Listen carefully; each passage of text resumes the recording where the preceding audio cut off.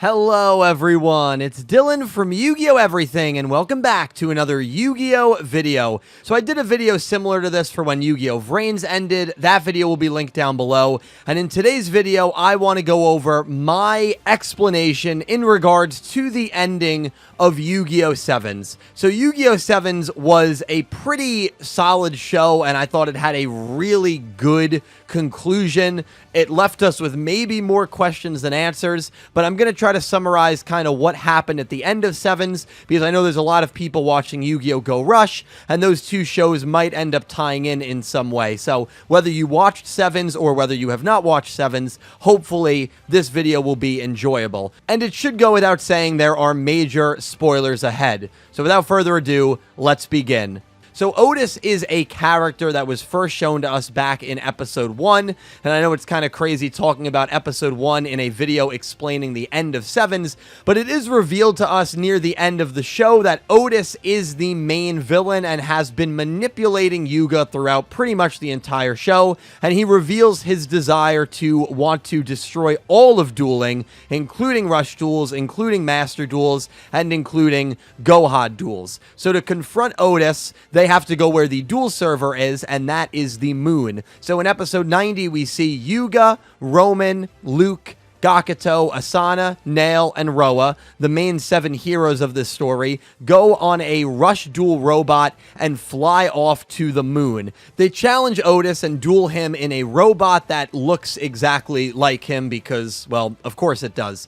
Now, right when this duel is about to end after Otis and Yugioh have summoned their ace monsters, Yugioh was using a deck made up of all of the cards that the friends that were on the ship with him would use, like their ace monsters and stuff, and it was a really cool ode to all of them, and it was a really cool way to symbolize the bonds and friendships that Yugioh had made with all these characters throughout the journey. When it looked like Yugioh was about to lose, the alien girls, we call them the Co-Girls, decided to leave the ship. It was one last middle finger that a character named Nanahoshi gave to Otis for kind of betraying her and making her look like a fool, since it seemed Nanaho and Gohai Yugioh were characters that were set up to be the main villains until Otis ultimately betrayed them and stole the spotlight for himself. So with no one operating the ship kind of went haywire and flew on the other side of the moon, and Yugioh realized that they had about 20 minutes. The duel was paused before it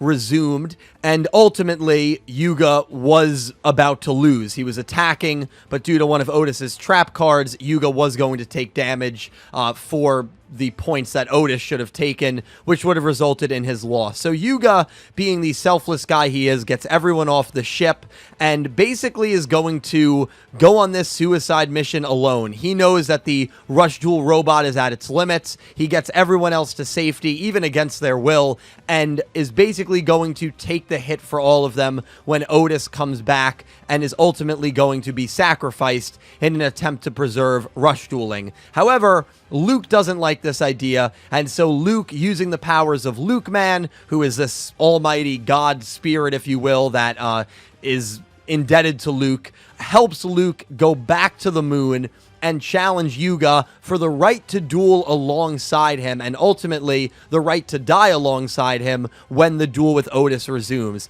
Yugioh and Luke have a very quick duel in the final episode of the show, and Luke loses for the first time ever. I believe he was like 18 or 19-0 up until this point. It was Yugioh's 4th attempt trying to beat him, and Yugioh successfully does so by sacrificing his card ID in order to create another 7's Road Magician. So does he cheat? Maybe a little bit, but it makes sense. Luke is the best duelist in the show. He's a much stronger duelist than Yugioh, so Yugioh having to go that extra mile in order to get the win, I thought did make sense from a writing perspective. And due to the bet that the two of them made at the start of this duel, the agreement that they made, Luke was forced off of the Rush Duel robot and was sent back to the 6 Ross, where the Goha siblings and the other 6 characters that joined Yugioh in this mission originally were stationed and had to watch the fight final duel play out. So after Luke is returned safely, the duel with Otis resumes. Yugioh and Otis have a few words exchanged, and ultimately, it's stated by Otis that immediately when the servers reconnect to this duel, Yugioh will be instantly disqualified because he no longer has a duel ID, and it will result in Otis's victory and the destruction of all dueling as we know it. Yugioh realizes this, and so what he decides to do is create a hyperspace by grabbing the Otis robot and flying into the sky as quickly as possible. This is in order to prevent the servers from ever registering that the duel has resumed. Yugioh ends up defeating Otis while creating this hyperspace, and during this process, everyone, including the audience, realizes that Yugioh has become the true King of Duels. Not only did he beat Luke, who won the King of Duels title back in episode 52, but the King of Duels was never about being the strongest duelist. It was about creating an unknown path, carving a road to an unknown future, and ultimately being this selfless embodiment of a character and of what a duelist should be, and that is exactly who Yugioh was. A character who was willing to sacrifice his life in order to protect all of dueling. After this attack goes through, we see Otis's life points reach 0, and the effect of Yugioh creating the hyperspace is viewed by both of the robots disappearing into space. As far as we know, and as far as everyone in the Yu-Gi-Oh! 7's world is concerned, Yugioh is gone, potentially forever. We then get an immediate flash forward. We get a time skip, a 2-year time skip, where Mimi, the new vice president of Goha Corporation, is making an announcement to the city. Rush Duels are no longer around. That was sacrificed when Yugioh went up into the hyperspace and ultimately disappeared along with Otis. However, Yugioh did save the duel servers, so dueling was still allowed to take place. We see the rest of the characters, and Luke, being really the only one that is unable to move on, has been unable to process the fact that he lost the most important duel to him, and he still dearly misses Yugioh. However, when we see all of these characters confront Luke, they eventually tell him that Roman spotted the Rush Duel robot plummeting back down to Earth, and states to Luke that he can take his revenge now, insinuating that after 2 years of silence, Yugioh seems to be returning in the Rush Duel robot. We see Luke, Roman, and Gakuto, Yugioh's 3 best friends throughout the show, bicycling as quickly as possible as they can to the destination where the Rush Duel robot is going to fall. We even see Yugioh's mom welcoming him back, and we do get a shot of Yugioh. However, the shot that we get is unsettling at best. Yugioh no longer looks like the Odo Yugioh that we all knew and loved throughout the entirety of 7's, and instead, he has a mask on with these weird lights. He has a new suit on with an upside-down triangle and 2 straps over both of his shoulders.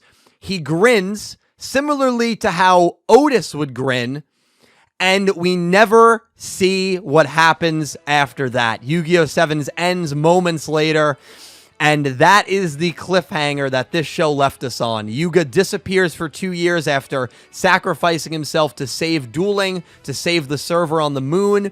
And when we see him at the end of this show, he looks like a completely different character. What on earth happened to Yugioh in those 2 years? Another chilling thing about this scene is it seems like the Mr. Goha helmet is in front of Yugioh, looking forward at him. Now, I've seen some people point out that this could be maybe just the crown that he wore at the end when he combined all of the Goha siblings' crown. It could be, but to me it looks a little bit more like President Goha, like Mr. Goha, who accompanied Otis, who accompanied Yugioh, who accompanied Goha Yugioh, who accompanied every character pretty much when they were playing the main villain, maybe except Mimi when he was accompanying Mimi. So, what does this all mean?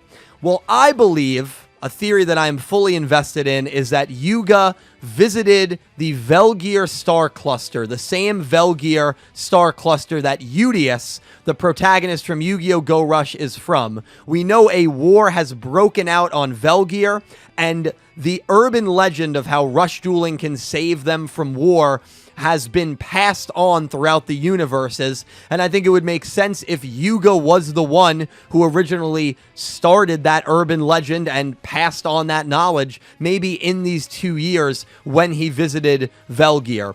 Something else that further backs that up is the design of the helmet that he's wearing, maybe besides the lights, looks similar to the helmet of the Velgear aliens from episode 1 of Go Rush. The straps over his shoulders could be seatbelts, but they also could resemble the straps that are over the shoulders on the outfits of the aliens from Velgear's. And the upside-down triangle is also featured on the helmet and some other areas on the aliens from Velgear's. So is this a Velgear-style getup that Yugioh is returning with? Is he returning with good intentions, or is he returning with evil intentions? Who is Otis? Is Otis Yugioh from the future, or is he truly just this deranged adult, this disgruntled Goha employee who just wanted to see duels be destroyed, even if it meant killing a kid? I don't know. There is a lot left here that is unanswered, but I think the whole premise of it is really, really well done, and I think the ending of Yu-Gi-Oh! 7s is one of the stronger endings any Yu-Gi-Oh! Series has ever had. Will some of these questions be addressed and answered in Yu-Gi-Oh! Go Rush? I guess we're going to have to watch that series to find out, but I think there's a very good chance that they will be. But guys, that about wraps it up. That is the ending explained of Yu-Gi-Oh! 7s. Please let me know your thoughts. If you watched 7s, let me know what you thought of the show. If you didn't watch 7s, let me know if you have any interest in watching it at any point in the future, or if it's something that you probably will skip out on. Either way, thank you guys all so much for watching. A special thank you to my Platinum tier patrons, Panther J, Blue Maiden 28, Jarrett Buller, Lee Saxophone Beast, and Frost Eagle, and to my Diamond tier patrons, Jesse Wood, Latrell Smith, and Erick Avila, and to my Egyptian God tier patrons, Ccapacappuuu and Syn Cloud. Thank you so much to everyone who supports me over on Patreon or who is a YouTube channel member. You guys help me out and you help out the channel so much, and be sure to check out my Patreon for some channel exclusive perks. Thank you guys so much for watching. I stream on Twitch, I'm on Twitter, and I'm on Instagram. Links for all those will be in the description. Thank you for watching, and I hope you have an amazing day. Take care, guys.